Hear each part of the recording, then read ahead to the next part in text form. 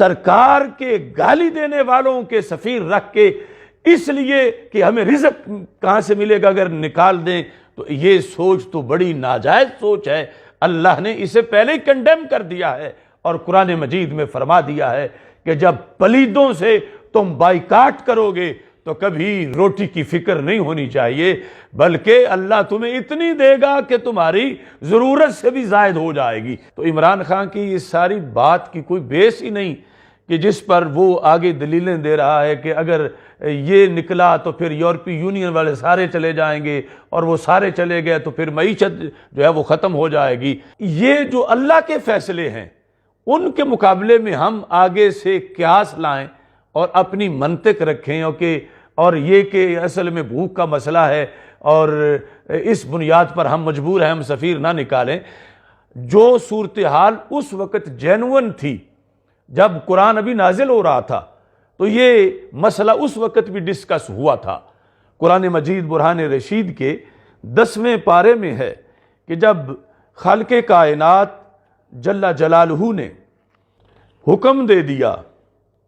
کہ مشرک نجس ہیں، انما المشرکون نجس فلا یقربوا المسجد الحرام، یہ مسجد حرام کے قریب بھی نہ آئے، بعد عامہم ھذا، اس سال کے بعد، کہ پہلے تو مشرک بھی فتح مکہ سے پہلے تو کنٹرول ہی ان کا تھا، اور پھر بعد میں فتح مکہ کے بعد آہستہ آہستہ پھر ان پر پابندیاں لگائی گئیں۔ تو یہ جس وقت پابندیاں لگا دی گئیں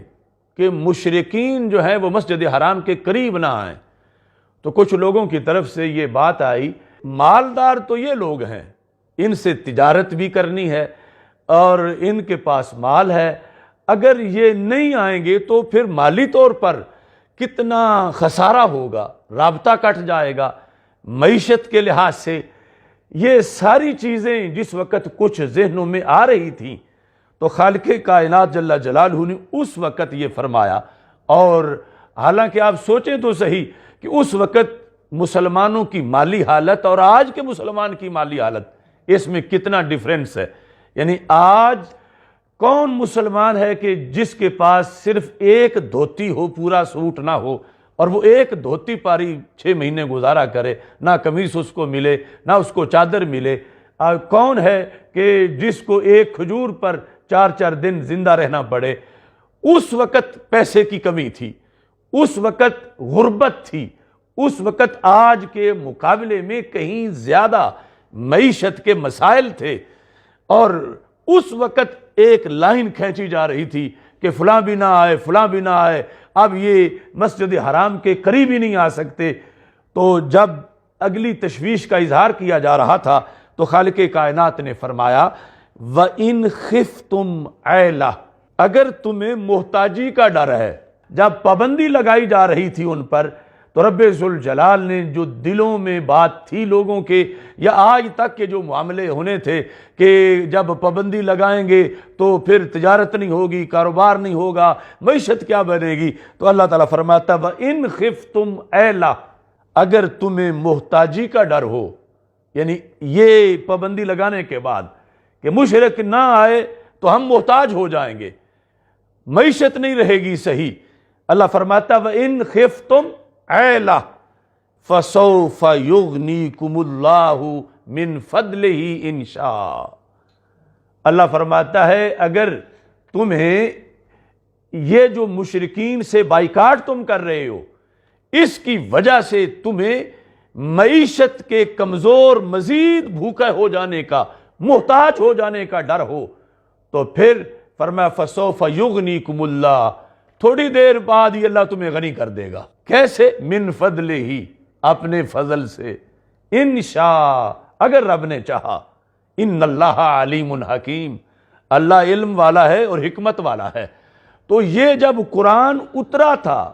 اس وقت کے مسلمانوں کے لیے مسائل آج سے زیادہ تھے، اس وقت غربت زیادہ تھی، اور پیسہ جن کے پاس تھا ان پر پابندی لگائی جا رہی تھی۔ اب کیا ہوا؟ جس وقت مقاطع ہوا، اچانک وہ سارے پہلے جو لین دین تھے سب ختم ہو گئے اور بھوک کا مسئلہ بننے لگا، تو رب ذوالجلال نے اتنی بارشیں کی کہ ہر طرف جل تھل ہو گئی، اور ہر طرف یعنی اتنا اناج ہوا کہ پہلے سے زیادہ مسلمانوں کے لیے رزق کے دروازے کھل گئے۔ وہ اللہ آج بھی حی قیوم ہے، اور وہ اللہ علیم بذات الصدور ہے۔ اس اللہ کو پتہ ہے کہ یہ پاکستان میرے نام پہ بنا ہے، اور پاکستان کچھ لوگوں سے اپنے تعلقات ختم کر رہا ہے میرے محبوب کی عزت کی وجہ سے۔ اس کے پاس تو کروڑوں ذرائع ہے، بارشیں برسائے، زمین سے خزانے نکلیں، جو پہلے ہے اس میں برکت ڈال دے، اس نے تو کن کہنا ہے، سب کچھ ہو جانا ہے۔ تو اس بنیاد پر ہمیں قرآن بتا رہا ہے کہ اس موقع پر پوری قوم متوکل ہو کر، یہ حکمران ٹولہ اندر سے صاف ہو کر اعلان کر دیں یورپی یونین کی حیثیت کیا ہے۔ کروڑوں یورپی یونین جیسی چیزیں میرے محبوب کے قدموں پہ قربان کی جا سکتی ہیں، اور اگر یہ سلطنت قربان کر دیتی ہے تو اگلے دن ہی دیکھنا اللہ اپنے بندوں کے لیے رزق کے کتنے دروازے کھول دیتا۔ اب